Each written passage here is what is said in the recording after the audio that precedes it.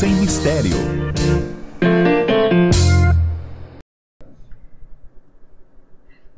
Olá, estamos iniciando o programa Espiritismo Sem Mistério, estudando o Livro dos Espíritos. E é muito bom nos reunirmos mais uma vez, estudando essa bela obra. Você poderá estar conosco, poderá conhecer nos programas anteriores tudo que nós já comentamos, já fizemos várias leituras, comentários das perguntas de Allan Kardec. Falamos no programa anterior sobre a lei de adoração e hoje estaremos entrando numa outra lei, um novo assunto para vocês. Para quem não me conhece, eu sou Solange Saman Godoy, junto com o nosso querido André Luiz Ruiz. Como vai, André? Olá, Solange! Olá, queridas irmãs, queridos amigos! O Livro dos Espíritos não para e nós estamos numa parte muito importante que fala sobre as leis morais. Nós sempre recordamos aqui que as leis morais, a terceira parte do Livro dos Espíritos, foi ampliada depois por Allan Kardec no livro O Evangelho segundo o Espiritismo. Cada uma das partes do Livro dos Espíritos, Kardec transformou depois em uma obra autônoma, que é também conhecida como obra básica, seja o Livro dos Médiuns, seja o Livro dos Espíritos, o Evangelho segundo o Espiritismo, o Céu e o Inferno e a Gênese.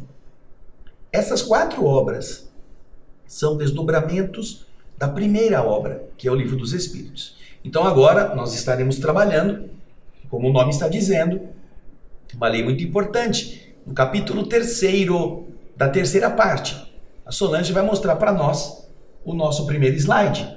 Isso, e vamos lembrar que essa parte das leis morais, elas se desdobrou no Evangelho segundo o Espiritismo. Então o Evangelho é como se fosse uma continuação, mas uma exploração mais detalhada dessas leis morais.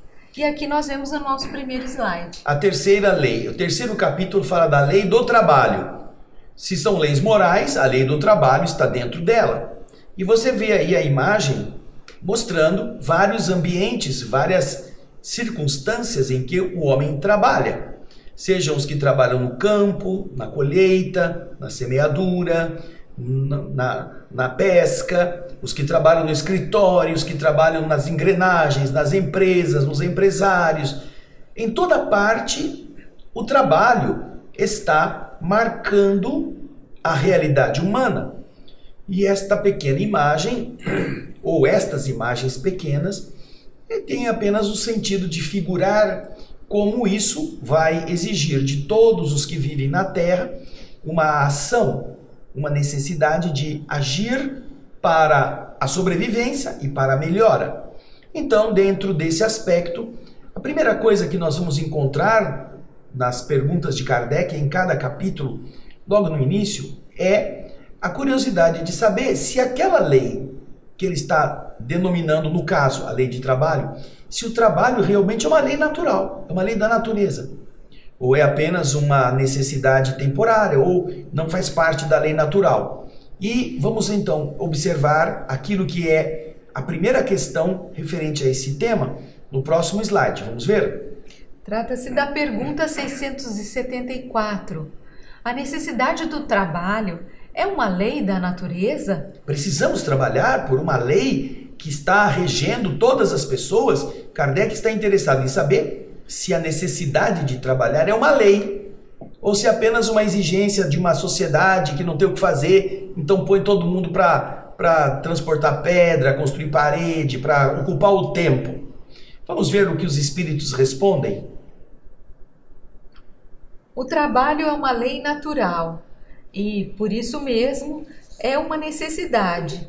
E a civilização obriga o homem a trabalhar mais porque aumenta suas necessidades e seus prazeres. Olha como os espíritos, eles não apenas respondem Kardec, eles aumentam com a sua resposta a abrangência de como nós devemos interpretar. Todos nós precisamos trabalhar, é uma necessidade, é uma lei da natureza. Porém, quando o homem cria a civilização, quando ele está em convivência, ele vai aperfeiçoando sua maneira de viver, seus modos de agir, ele vai criando necessidades. Porque a civilização obriga o homem a trabalhar mais. para que ele tenha tudo aquilo que ele está ambicionando e para que ele também possa desfrutar dos prazeres que o avanço científico, as conquistas tecnológicas lhe permitirão. Você se lembra de um tempo em que você não precisava de garagem na sua casa, porque não havia muitos veículos na rua. Você não tinha, eu me lembro quando criança, nem todas as casas tinham campainha. Às vezes, Solange, as casas tinham uma campainha que era um botãozinho, que você apertava e soava lá dentro uma cigarra, fazia pé. E a molecada gostava de andar com um palito de dente, um palito de fósforo, apertar a campainha, prender um palito, quebrar e sair correndo para a campainha ficar tocando. Olha a safadeza de moleque, né? Então você vê que não eram todas as casas que tinham, porque as pessoas estavam acostumadas a gritar o nome ou bater palma e alguém atender. Houve uma época em que os carros não tinham trava na porta. O único veículo que tinha trava, Solange, era o Fusca, que era a alavanca de abertura da porta, você punha ela para frente e a porta não abria pelo lado de fora, mas não havia travinha. Depois começaram a surgir algumas travinhas, depois as travas tiveram que ser mais sofisticadas, porque os ladrões começaram a cobiçar o carro. Olha as necessidades. Mais recursos, mais ambições, mais carência e mais furtos. E mais problemas. Aí precisaram aumentar os cárceres, começar a tipificar determinados tipos de infrações que antes não havia. A sociedade, a civilização vai se complicando, vai se complicando, vai se complicando, e as pessoas precisam trabalhar mais para conseguir. E por falar em Fusca, que eu sei que você conheceu, ou já teve um, é aquela história, né? Havia uma propaganda que dizia: Fusca, você ainda vai ter um. Então, houve um momento em que o Fusca deixou de ser fabricado. Deixou, não podia mais fabricar, porque as coisas estavam buscando, as empresas buscando outros modelos, aquele era um modelo antigo, ultrapassado. E depois de um certo tempo, quando todo mundo ainda sentia saudade do Fusca, a Volkswagen resolveu reviver o Fusca. Só que o que aconteceu? Todo o arsenal de peças, fabricantes que haviam se construído para fornecer aquele modelo, tudo aquilo que aquele modelo precisava na linha de montagem, tinham se desmobilizado. Não existia mais quem fabricava o farol daquele jeito, quem fabricava a borracha para pôr na porta daquele jeito, quem fabricava os botõezinhos, o acendedor de o ligador de para-brisa, o acendedor de farol. Eles não fabricavam mais. Então o que eles fizeram? Fizeram uma versão de um Fusca moderno que custava o olho da cara. Porque a fama do Fusca era ser um carro popular. Volkswagen, quer dizer, o carro do povo. Então, como o Fusca já não tinha mais como fazer, porque todo mundo que antes se congregava para fabricar aquele modelinho já não podia mais, porque não tinha mais o que fazer, eles iam perder dinheiro, foram fabricar outras coisas. E agora não podiam mais voltar a fabricar as pecinhas para compor todo aquele carro. Complicações, né? E então o Fusca moderno morreu na praia. Alguns compraram, o Fusca custava mais de 100 mil reais, um Fusca igualzinho, feio, só que moderno. E quem que ia pagar isso, né? Ninguém ia querer gastar uma nota que dava para comprar um carro muito mais potente, mais bonito, mais moderno, para ter um arremedo do que fora o Fusca do passado. Então você vê que a civilização vai criando problemas e as pessoas começam a ficar cada vez mais presas ao trabalho. E você tem que ter um trabalho, dois trabalhos, três trabalhos, porque quando a gente era criança, eu sei que você também passou por isso, quando muito você ia na escola. E se você ia mal em alguma matéria, contratava um professor particular. Mas depois, com o advento da competitividade, então os pais começaram a tirar o filho da escola. Tinha curso de inglês, curso de espanhol, tinha natação, tinha escola de dança, tinha a escola de música, tinha que fazer tal coisa, equitação, escotismo, e a criança ficava que nem uma barata tonta, indo para um lado, para o outro, para um lado, para o outro, para se modelar, para ser competitiva. E para cada uma dessas coisas tem que pagar a mensalidade, tem que pagar o professor. E depois cursinhos que você tem que fazer Isso. para acessar o vestibular e N situações que foram sendo colocadas devido a esse progresso da civilização. Os celulares. Antigamente você tinha um celular que era como um tijolo, era um negócio desse tamanho quando foi lançado. Eram poucos os que tinham, custava muito caro. Mas com o passar do tempo, os celulares se popularizaram. Hoje todo mundo tem um celular. Só que o que acontece? Não basta você ter um celular hoje. Por quê? Daqui a alguns... você tem que renovar isso com frequência, porque ele fica desatualizado, ou você não consegue mais colocar os programas que você estava habituado no seu celular, no seu computador. Então você tem que estar sempre renovando. E isso exige de você mais trabalho, mais empenho, comprar coisas novas, renovar a aparelhagem. Então, Isso não é que exige, todo mundo quer. Uhum. Então, por todo mundo querer aquilo, isso exige que a pessoa tenha que ter um poder aquisitivo maior para comprar. É um processo de escravização, não resta dúvida. É uma hipnose que lançam, e a televisão faz muito isso, ela lança a tentação. E a pessoa acaba comprando a tentação e se esforçando para ter. Então, os espíritos estão explicando. A lei do trabalho é natural. Você, para comer, precisa plantar. Para que você tenha aquele recurso mais fácil. Para vestir, você precisa plantar os materiais que vão se transformar depois no fio, no tecido. Para você ter comida, você precisa, às vezes, criar aquele tipo de animal que vai depois ser transformado em alimento. Então, todas estas coisas não nascem sozinhas. Porque se você deixar para ir encontrar à toa pela rua, você vai ter que andar muito e vai conseguir pouca coisa. Você já notou que você quase não encontra nenhum pé de milho nascendo sozinho no vão de uma calçada? Não é mesmo? Você não encontra isso. Quando você encontra uma goiabeira que está aí brotando em algum lugar, você pode ver que quando chega a hora da frutificação, você não consegue ver nenhuma goiaba madura. O povo já comeu a goiaba verde. E só os passarinhos lá de cima vão pegar as goiabas mais maduras. Às vezes elas apodrecem porque estão muito altas e estouram no chão. Gambá, passarinho, se divertem. Mas você precisa ter, se você quer ter a fruta, se você quer ter o arroz. Não nasce pé de arroz na calçada, no meio-fio onde a água corre. Não nasce. Você tem que plantar. E tem que plantar em grande quantidade, porque o arroz é tão pequenininho. Você precisa de muito arroz. Então você vê, né? É necessário fazer as coisas para que você tenha um sustento.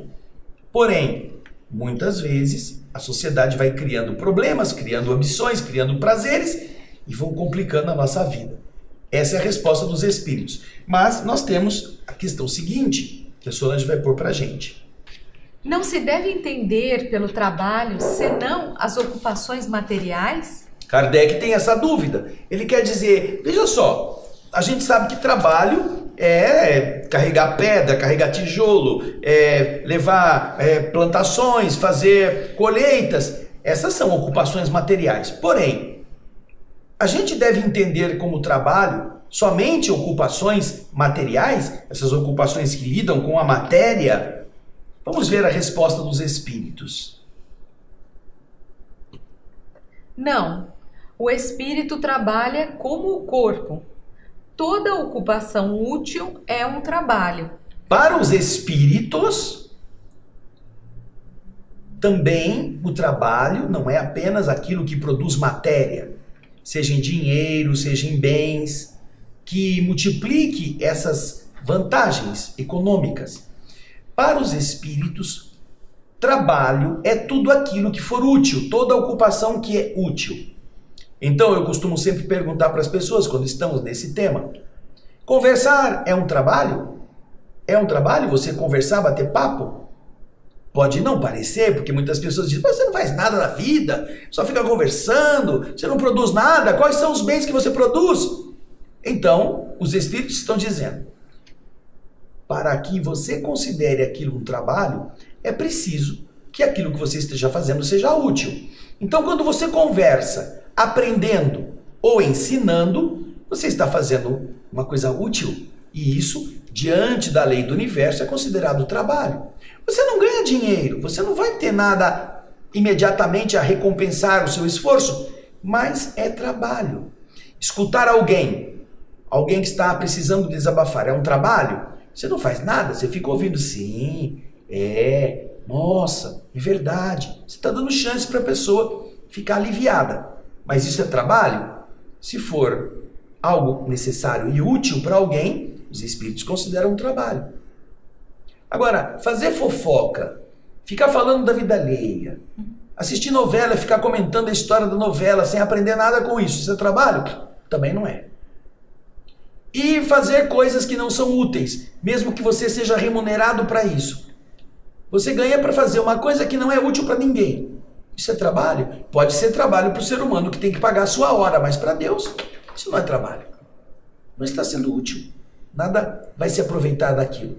Então veja só que conceito, né? Toda ocupação útil é um trabalho para os espíritos, para a lei do universo.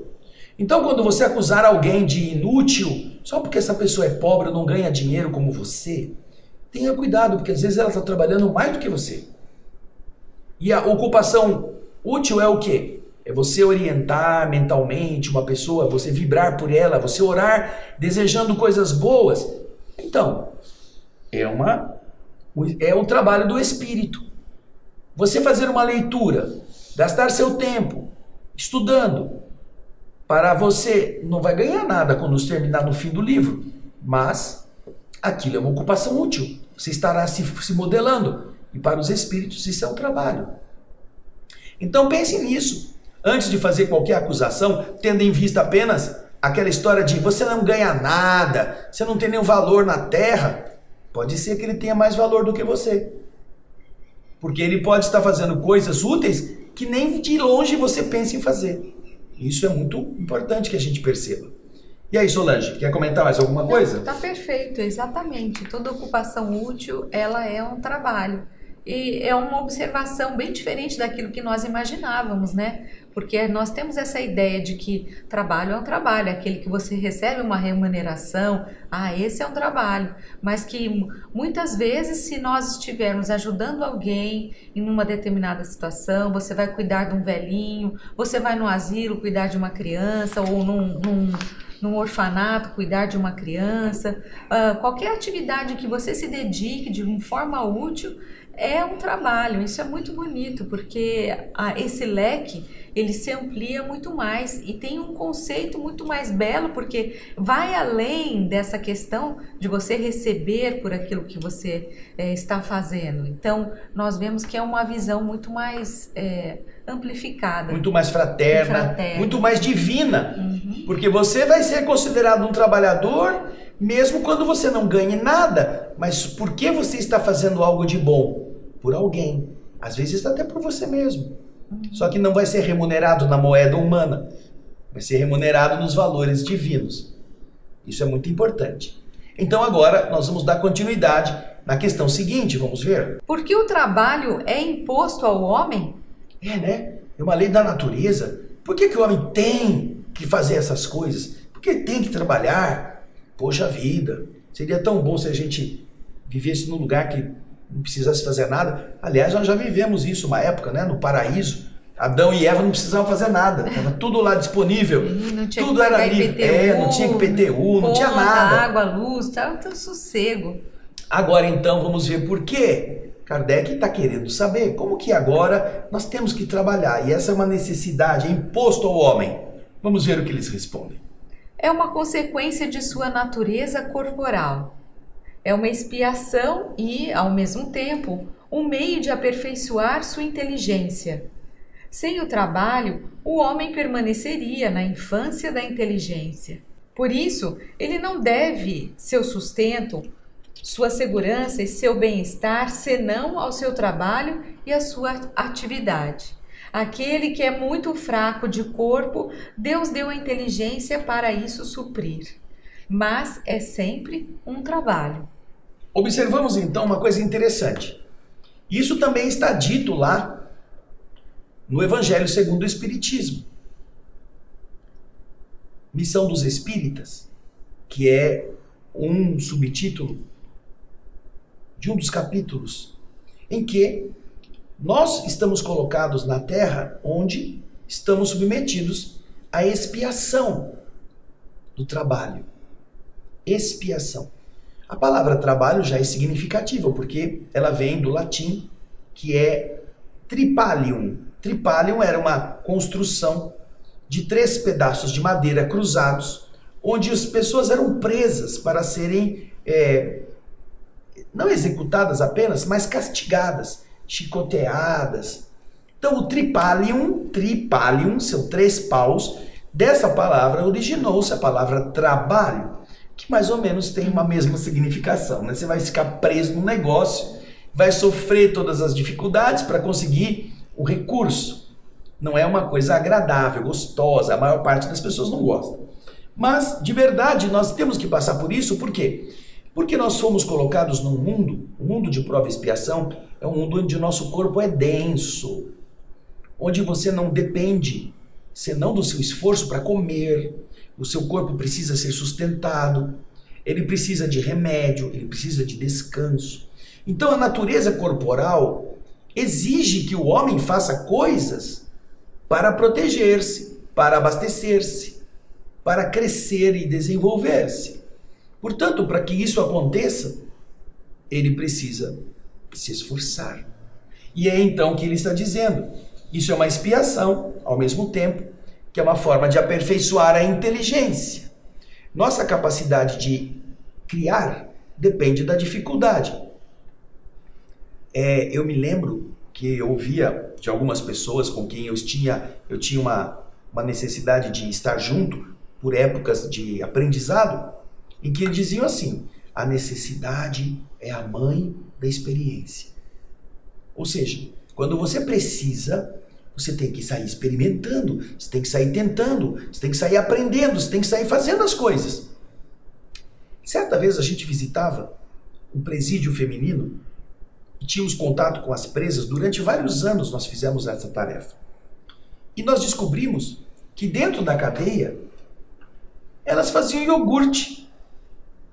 Elas faziam iogurte, sabe como? Elas pegavam leite e deixavam no sereno à noite.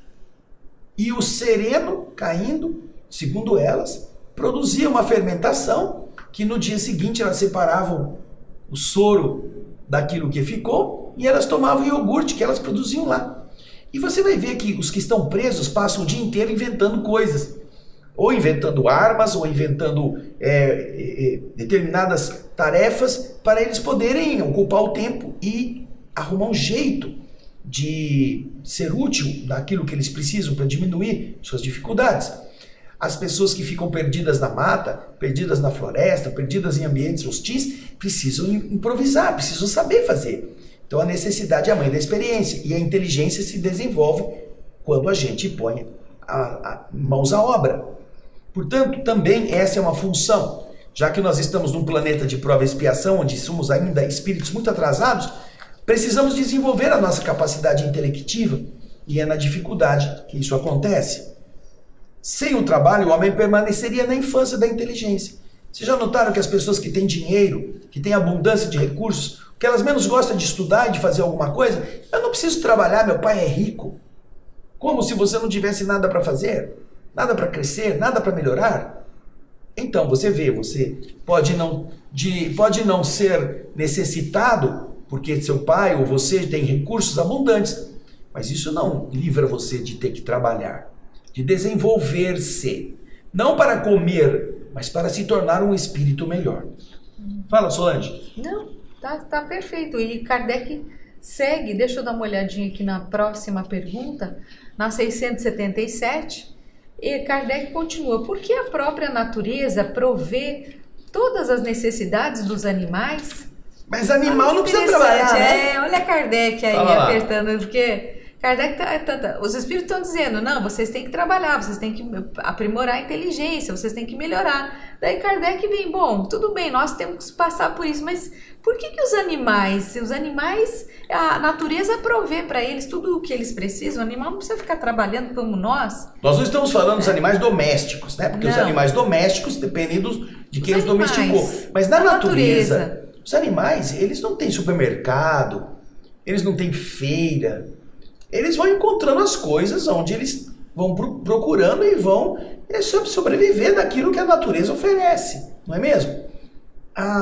Parece que Kardec queria falar assim, se a natureza faz isso com os bichos, né? Por que não faz com a gente? Né? Com a gente também, seria tão fácil. Vamos ver o que os espíritos respondem? Vamos lá. Vamos lá. Tudo trabalha na natureza. Os animais trabalham como você, mas seu trabalho, como sua inteligência, é limitado ao cuidado de sua conservação.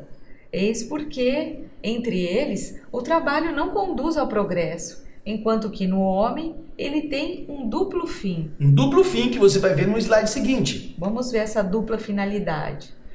A conservação do corpo e o desenvolvimento do pensamento, que é também uma necessidade e que o eleva acima de si mesmo. Quando digo que o trabalho dos animais é limitado ao cuidado de sua conservação, entendo o fim a que se propõem trabalhando. No próximo slide termina a resposta. Mas eles são, os animais, inconscientemente, e tudo provendo suas necessidades materiais, eles são agentes que ajudam os desígnios do Criador e seu trabalho não concorre menos ao objetivo final da natureza, se bem que muito frequentemente vocês não descobrem o resultado imediato. Vamos pensar na abelha. Vem para mim aqui.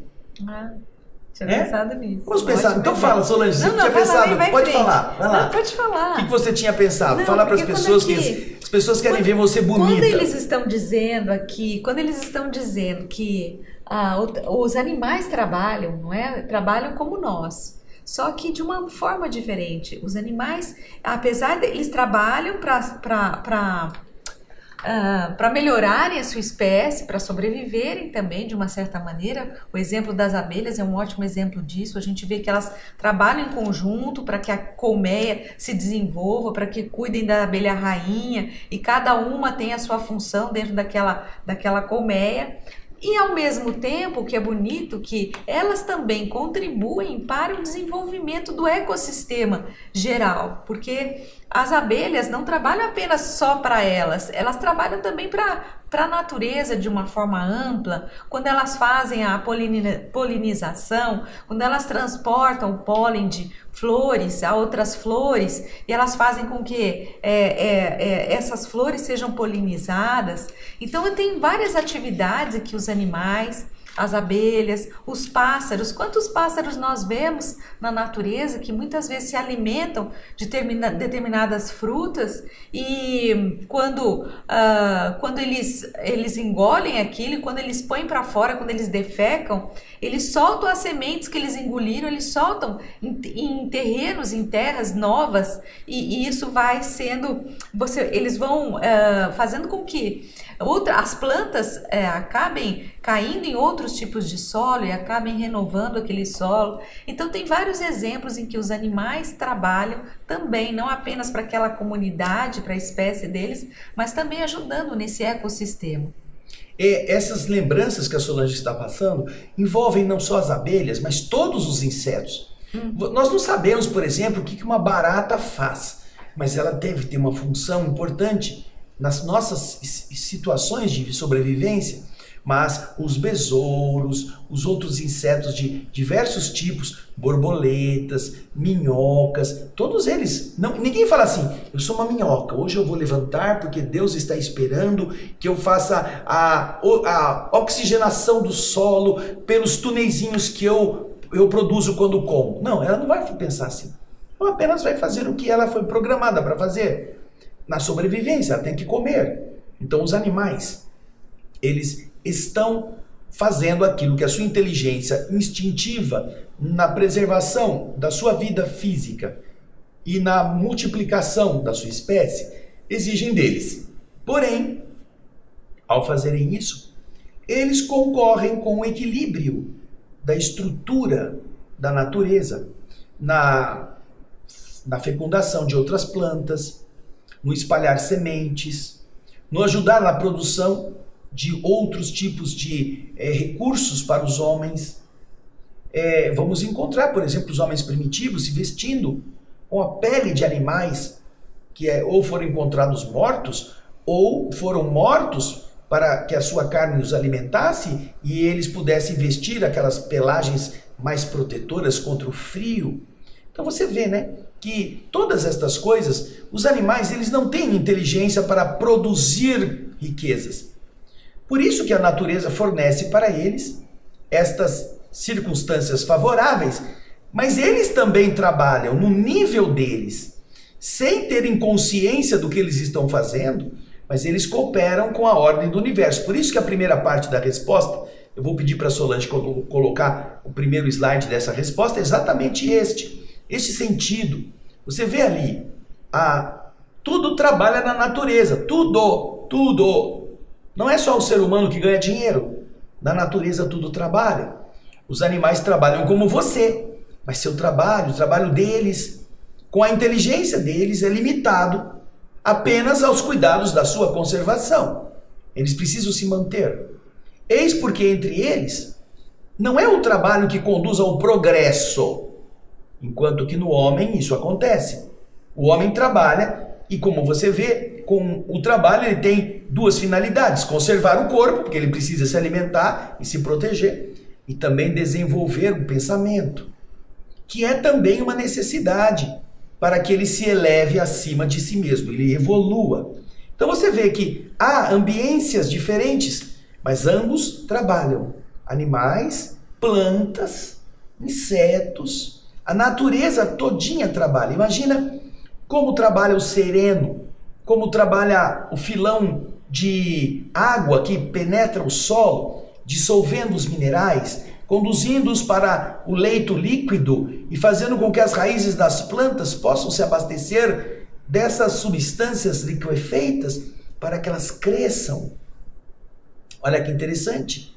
As plantações humanas, antes de serem preparadas, precisam avaliar se o solo está favorável ou não. E às vezes é preciso colocar calcário, espalhar calcário para tornar o solo menos ácido, para facilitar determinada planta crescer. Nós aprendemos isso. A planta não sabe. Se você te colocar a semente num solo inapropriado, você vai perder sementes, não vai ter uma cultura exuberante. Mas se você aprender que aquele solo pode ser enriquecido com algum componente que você encontra na própria natureza, você fornece à semente um ambiente bom e ela cresce. Ela cresce naturalmente.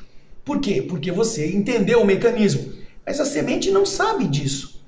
Mas se ela tiver um ambiente adequado, ela vai nascer forte, robusta, vai produzir bastante. Então vejam só que interessante. Todas as coisas trabalham na natureza, né, Solange? É bonito.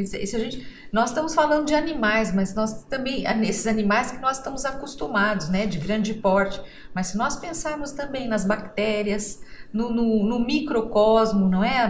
Bactérias, vírus, o nosso corpo, quantos fungos, como eles trabalham, como... Pensa um pouquinho, Solange. Pensa um pouquinho. Quando você vai fazer um pão, uma massa, você põe o quê? Depois de amassar o trigo, o leite, o ovo, a manteiga, o sal, você põe o quê? Você mistura aquilo tudo com um pouquinho de um pozinho, um fermento, que geralmente nós temos hoje a possibilidade de ser um fermento químico, mas existem fermentos que são biológicos, são próprios da natureza. E o que acontece? Quando ele mistura ali, ele mistura com açúcar da farinha. Oba! Tem açúcar, vou comer. E quando ele faz isso, ele vai produzir gás carbônico. E o gás carbônico vai inchar a massa. E a massa vai ficar macia, cheia de bolinhas. E quando você come aquela massa ou aquele pão, é macio, gostoso. E é o fermento que vem da natureza. Nós vamos ver, já aprendemos isso no nosso estudo do livro Evolução em Dois Mundos, que existe uma simbiose nas raízes de certas árvores, com um micélio, com um fungo que cresce junto e ele sintetiza determinados elementos químicos que as raízes precisam. As raízes fornecem a ele a água e ele fornece à raiz aquele nutriente já diluído e os dois convivem e eles então vão se beneficiando mutuamente para o benefício final da espécie. Você vê quantos Quantos elementos Nós existem na mesmo, no natureza? nosso corpo físico, nós temos milhares de bactérias, fungos. Que comem a gente. E nós convivemos também muito bem com alguns deles. E depois, quando nós desencarnamos, nós partimos, eles acabam consumindo todo o nosso corpo. Então, é um processo de trabalho constante. Isso. Agora, veja só, nós vamos para a pergunta 678, que é aquela pergunta que a Solange vai ler agora na tela. Nos mundos mais aperfeiçoados, o homem está submetido à mesma necessidade do trabalho? Ou seja, na Terra é um planeta de prova e expiação. Mas e quando chegarmos em mundos mais avançados, ou se formos levados para lá, para analisarmos como é o tipo de vida e aprendermos? Esses mundos mais avançados, os homens que moram neles, também estão submetidos à mesma necessidade do trabalho? Oh, interessante. Não vejo a hora de mudar para Júpiter para ficar de férias. Imagina, você vai para Júpiter, o planeta mais avançado do sistema solar, para não fazer nada. Ora, que coisa. Coisa inútil. Pensamentozinho de mundo primitivo. Quem não gosta de fazer nada é quem é preguiçoso. Quem não gosta de avançar, de trabalhar, de ser útil, é gente de prova e expiação. Imagina, que nem nós. Nosso ambiente. Quanto mais é avançado o espírito, será que ele também tem que trabalhar? Vamos ver o que os espíritos respondem. Olha lá. A natureza do trabalho é relativa à natureza das necessidades. Quanto menos as necessidades são materiais, menos o trabalho é material. Mas não creiais com isso que o homem fica inativo e inútil. A ociosidade seria um suplício em lugar de ser um benefício. Portanto, você imagina que quanto mais você subir, mais coisa para fazer. Menos coisa massiva, menos coisa de suar, menos coisa de músculo e cada vez mais coisa de pensamento, de sensibilidade, de sentimento, de ação no bem. E isso é um trabalho. Toda ocupação útil é um trabalho. Então você perceberá que quanto mais elevado é o mundo, mais tarefas sutis estão esperando pelas pessoas que moram nele. Porque o trabalho continua sendo uma regra, porém a natureza do trabalho é que muda. Num plano denso, o trabalho precisa ser pesado, porque precisa mudar a matéria. Mas num plano menos denso, onde a matéria já não é tão pesada, você não precisa trabalhar desta forma. Veja só, nós aprendemos na Revista Espírita de Allan Kardec que em Júpiter os espíritos podem manipular com o pensamento as plantas que crescem no muro. Ele pode plantar uma planta que seja uma trepadeira e quando ela chegou no tamanho que ele queira, ele ordena a trepadeira que pare, como se ela ficasse congelada. Ela não cresce mais do que aquilo. E ali ela floresce, ali, até a hora que ele diz, não, agora pode crescer mais um pouquinho. Então ela volta então a emitir os seus galhos dentro da natureza daquele mundo, até que ele diga, não, agora pode parar, deixa aí que eu quero que você fique desse tamanho. Ou seja, ele manipula com o pensamento, com o sentimento, com a beleza da sua espiritualidade, as coisas que estão à sua volta. A matéria da moradia onde ele vai viver, ele também plasma. Você vê então que coisas maravilhosas, mas ainda assim existe a necessidade do trabalho, não é? Não é, Solange? E falando de Júpiter, também tem uma passagem bonita em que nós vemos na Revista Espírita que os habitantes de Júpiter, eles se comunicam pelo pensamento. Imagina o alcance, você poder se relacionar com as pessoas apenas com o seu pensamento, trocando ideias. E tem uma passagem que Mozart, o espírito de Mozart, diz que estava meditando sentado numa flor. Então, são coisas que a gente não imagina, são possibilidades muito além daquilo que nós estamos habituados, mas que em mundos mais elevados acontecem. E que é importante nós sabermos, nós lembrarmos que o trabalho faz parte da lei natural. E onde quer que estejamos, o trabalho sempre estará presente. Como disse o André, só que de uma maneira, nesses mundos mais elevados, de uma maneira talvez mais sutil, mais elevada, mais ligada ao raciocínio, mais ligada ao sentimento. E é por isso, Solange, no trabalho, que nós queremos voltar a você, como já fizemos no anterior programa, falando daquilo que está exigindo de nós um trabalho, que é o trabalho de amparar os nossos irmãos aflitos, Você vai ver algumas cenas que nós já mostramos, mas queremos que você não se esqueça, porque quanto mais frio vai ficando, pior será a situação deles. Veja só, lá na lei de adoração nós encontramos essa frase: aliviar os pobres e aflitos é o melhor meio de honrar a Deus. E estas são imagens bastante tristes de pessoas que perderam tudo. E ali dentro daquela casa moravam pessoas, famílias.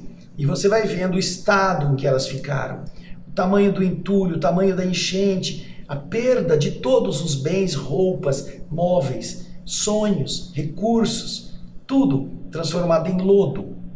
Você vai ver essa imagem em que os próprios animais tiveram que buscar abrigo e tiveram que ser resgatados pelo trabalho de outros que estão ali ajudando. Trabalho. Ninguém vai fazer a água desaparecer com o estalar de dedo. E enquanto a água está alta, é preciso trabalhar dentro desse contexto com jet ski, com barcos, botes, helicópteros, devotamentos que são próprios do ser humano dentro das circunstâncias. Nós vamos ver, veja só, o tamanho da enchente, onde estão as pessoas, tentando encontrar alguma coisa, ou tentando ajudar alguém que esteja nessa situação tão aflita. Olha, quase na altura dos fios de alta tensão. Você vai ver também no próximo slide a imagem do posto de gasolina. Olha o teto do posto de gasolina, quase todinho debaixo da água. Esses postos de gasolina têm um pé direito bem alto por causa dos gases que estão ali, que precisam ser dissipados quando alguém vai abastecer, não pode explodir. E olha a altura, olha a altura. Imagine, gente, da noite para o dia, de repente a sua casa desaparecer por completo. Veja o próximo slide, veja aí, você vai ver isto. Olha lá, essa era uma cidade. Ela ainda está com energia elétrica, as luzes dos postes estão acesas, mas ela não tem nada. Água, né, André? Não sei, parece que está embaixo d'água. Não sei, Solange, mas a imagem está distante, mas é onde moravam pessoas que não tem mais nada, que não tem mais casa. No próximo slide, você pode pular este, Solange. Nós vamos ver as pessoas que não puderam voltar para casa. Exato. Estão elas aí. E é isso que nós estamos lembrando a você. Nossa instituição em Campinas, a Sociedade Bezerra de Menezes, está com a tarefa de ajudar nossos irmãos do Sul, arrecadando recursos. E você poderá saber como ajudar-nos. E essa é uma tarefa nossa, lá de Campinas. Não tem nada a ver com a FEAL. Não estamos usando o nome da FEAL para pedir em nome da FEAL. Não. Nós estamos solicitando, em nome da Sociedade Bezerra de Menezes, da TV Alvorada Espírita, que você se interessando por aqueles que estão aflitos, se quiser trabalhar sendo útil, nós teremos no nosso canal recursos para que você saiba como fazer. Nós temos recebido doações em dinheiro e temos repassado para as instituições que você está vendo aí. A Associação Espírita Eurípides Barçanufo, lá em Eldorado do Sul, das cidades mais atingidas pela enchente. 95% da cidade ficou submersa. Não é que ficou molhada, não é que ela foi enchida, não, ela ficou embaixo d'água. 95%.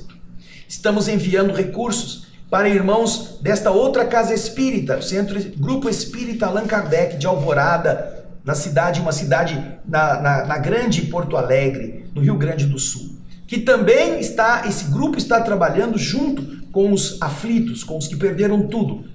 Para não perderem a esperança, lá estão as mãos dos nossos trabalhadores espíritas, ajudando aqueles que estão lá. E também enviamos recursos para a Igreja Evangélica do Porto de Cristo, em Guaratuba, no Paraná, do pastor Sandro Rocha, que está numa grande mobilização. Os evangélicos têm postos em várias igrejas no Sul e no Brasil inteiro, arrecadando roupas, comida, água, tudo aquilo que é necessário para eles levarem para lá. Então, caso você queira cooperar com a nossa atividade de arrecadação, entre nas nossas redes sociais, você vai ver aí na tela os endereços, a TV Alvorada Espírita, a Sociedade Bezerra de Menezes, tanto no Facebook quanto no YouTube, você verá e poderá ajudar com o montante que você quiser. E nós estaremos enviando para as instituições que nós já conhecemos, de pessoas que estão trabalhando com a miséria. Não estamos dando para governos, não estamos dando para instituições federativas que não estão ajudando o povo. Estamos fazendo contato com grupos espíritas que estão ajudando todos os tipos de pessoas, não só espíritas. E estes são os grupos que nós acabamos de citar aqui. Então, caso você queira ajudar, nossa instituição está também fazendo este trabalho. E nós estamos prestando contas. Já entregamos mais de 50 mil reais para as instituições do Sul, com o esforço dos trabalhadores da nossa instituição e a doação das pessoas que estão também querendo ajudar desta maneira. Se você está ajudando com roupa, agasalho, se você está sendo solidário por outros caminhos, ótimo, continue, faça a sua parte, mas não ache que acabou o problema. Porque quando encheu, todo mundo ficou apavorado. E depois quando esvaziou, e ainda não esvaziou de tudo, você acha que agora estão secos. Não, estão molhados e gelados, porque o frio está cada vez maior. Então pense nisso. E você é alguém que pode trabalhar. É a lei do trabalho. Toda ocupação útil, faça alguma coisa. Se quiser fazer doando recursos, não importa quanto, isso vai chegar àqueles que precisam. E nós contamos com você aqui na Câmara Geral. Você é um agente divino. Não deixe passar essa chance. É isso mesmo, contamos com todos vocês. Então, um grande abraço. Até o próximo. E até o próximo Espiritismo Sem Mistério. Tchau, gente. Beijão. Até lá.